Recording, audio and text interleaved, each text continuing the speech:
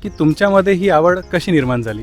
माझं बालपण हेमलकशाला गेलं आणि मुळात घरामध्ये सगळे वाचणारे होते. बाबा प्रचंड वाचन करायचे आणि लहानपणापासून आईने मला ही सवय लावली. आमच्या तरुणांना तुम्ही काय सांगू शकता की ही जी आवड आहे ती त्यांनी कशी निर्माण त्यांना करता येईल? तसं पाहिलं तर आज आपलं वाचन हे प्रचंड वाढलेलं आहे. म्हणजे इंस्टाग्राम, फेसबुकच्या मोठ्या मोठ्या पोस्ट आपण वाचतो आणि व्हॉट्सॲपचे लांब लचक मेसेजेसही आपण वाचतो. पण खरं सांगायचं झालं तर पुस्तकं वाचण्याची ही आवड आणि ही सवय हळूहळू तरुणांमध्ये कमी होताना दिसत आहे.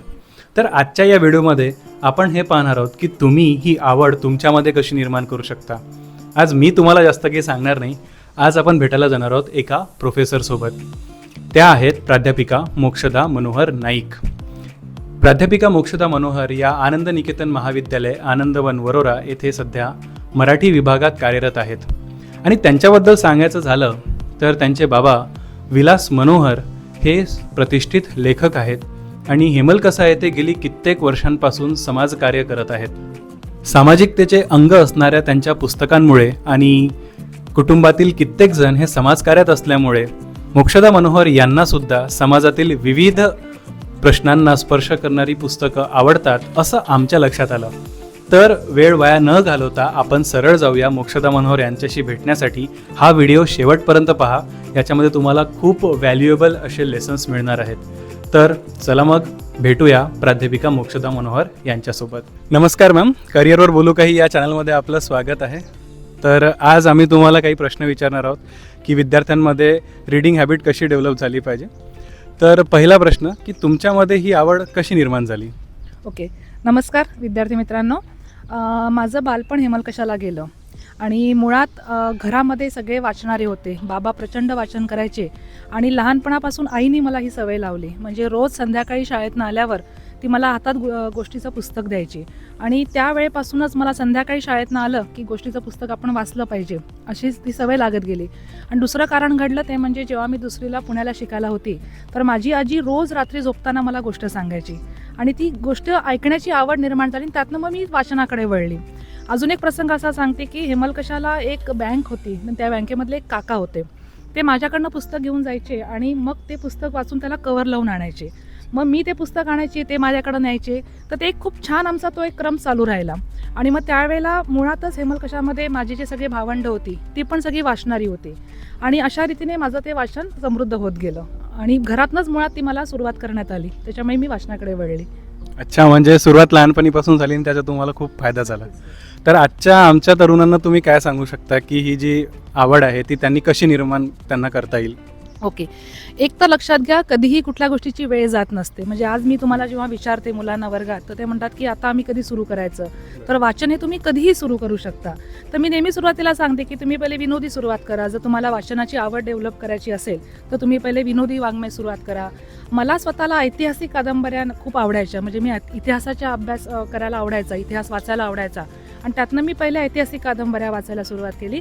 आणि नंतर माझी आवड मात्र मग ज्याला आपण अनिल अवचडांची जी पुस्तकं म्हणतो, ज्याला एक शब्द आहे मला तो नेमका आठवत नाही आहे, तो प्रकार जो आहे तो प्रकार म्हणजे रिपोर्टाज लेखन नावाचं जे साहित्य आहे ते मला जास्त आवडायला लागलं.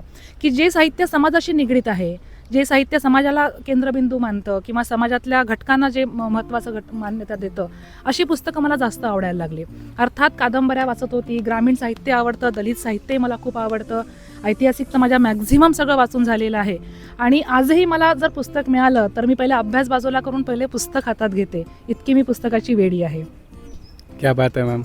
आणि ह्या टिप्स आमच्या सगळ्या मुलांसाठी तर एकदम उपयुक्त आहेतच. आता मी तुम्हाला शेवटचा प्रश्न विचारतो, तो म्हणजे की तुमचे आवडीचे असे किंवा प्रत्येकाने वाचलीच पाहिजे अशी 4 ते 5 पुस्तकांची नावं तुम्ही सांगू शकता का? 4 ते 5 असं मला नाही सांगता येणार, पण मी जे तुम्हाला म्हटलं की अनिल अवचडांची सगळीच पुस्तकं ही प्रत्येकालाच आवडू शकतात अशी पुस्तकं आहे. नंतर दमा मिरासदारांची काही विनोदी पुस्तकं आहेत, ती तुम्ही वाचली तर तुम्हाला त्यातनं आवड डेव्हलप होईल. जसे काही स्वामी कादंबरी आहे. नंतर आता सध्या गाजत असलेलं भुरा आहे, जे पुस्तक तर अप्रतिम आहे, सगळ्या विद्यार्थ्यांसाठी प्रेरणादायी आहे. काही जी आपली नरेंद्र दाभोळकरांची पुस्तकं आहे जी अंधश्रद्धेवर आहे, अशी जी पुस्तकं आहे तर तेच माझं एकदम मला स्पेसिफिक असं नाव सांगता येणार नाही. पण बरीच पुस्तकं आहेत जी तुम्हाला लायब्ररीमध्ये पण सर लोक सांगतील, आम्ही तुम्हाला वेळोवेळी सांगत असतो. तर अशा पुस्तकांचं वाचन तुमच्याकडनं झालं पाहिजे. आता आपण ज्या एरियात राहतो, बाबा आमटेंची पुस्तकं आपण वाचली पाहिजे. सगळ्या महापुरुषांचं चरित्र आपल्याला किमान माहिती असलं पाहिजे. म्हणजे मध्यंतरी मी ठरवून इंदिरा गांधी, नंतर पंडित जवाहरलाल नेहरू, महात्मा गांधी, लोकमान्य टिळक अशी सिरीजच वाचून काढली. म्हणजे हाही इतिहास आपल्याला माहिती पाहिजे. किंवा मग जेव्हा पेशवे कालखंड होता तेव्हा मी पानिपत वाचलं, श्रीमान योगी वाचलं, नंतर आपलं स्वामी वाचलं, छावा वाचलं. असे प्रत्येक पॅटर्न आपण केलं. आणि यासोबतच एक महत्त्वाचा घटक की आपल्याकडे कवितेला बऱ्यापैकी कविता वाचणारा वर्ग हा कमी आहे. पण माझी हळूहळू कविताकडे जरा दुर्लक्ष व्हायचं. पण आता मला कवितांची पुस्तकं पण वाचायला आवडतात. तर या कविता पण आपण तेवढ्याच वाचल्या पाहिजे. तर सांगायचा मुद्दा की प्रत्येकच साहित्य तुमच्यापर्यंत पोहोचलं पाहिजे आणि ती सुरुवात तुम्ही आजही करू शकता. अगदी आत्ता या क्षणी देखील करू शकता. क्या बात आहे मॅम. थँक्यू. मित्रांनो, मी अशी अपेक्षा व्यक्त करतो की हा व्हिडिओ तुम्हाला नक्की आवडला असेल आणि मॅडमने दिलेल्या ज्या टिप्स आहेत त्या तुम्ही नक्की फॉलो कराल यात शंकाच नाही. तर अशाच व्हिडिओसाठी पाहत राहा करिअरवर बोलू काही. आणि आत्ताच्या आत्ता सबस्क्राईब ते तुम्हाला वाचता येतं ना, ते बटन प्रेस करून घ्या. सोबतच बेल आयकॉनही प्रेस करून घ्या. म्हणजे नवीन नवीन व्हिडिओ जेव्हा येतील तेव्हा तुम्हाला त्याबद्दल माहिती होईल. आणि आता मोबाईल ठेवा, घ्या एखादं पुस्तक हाती.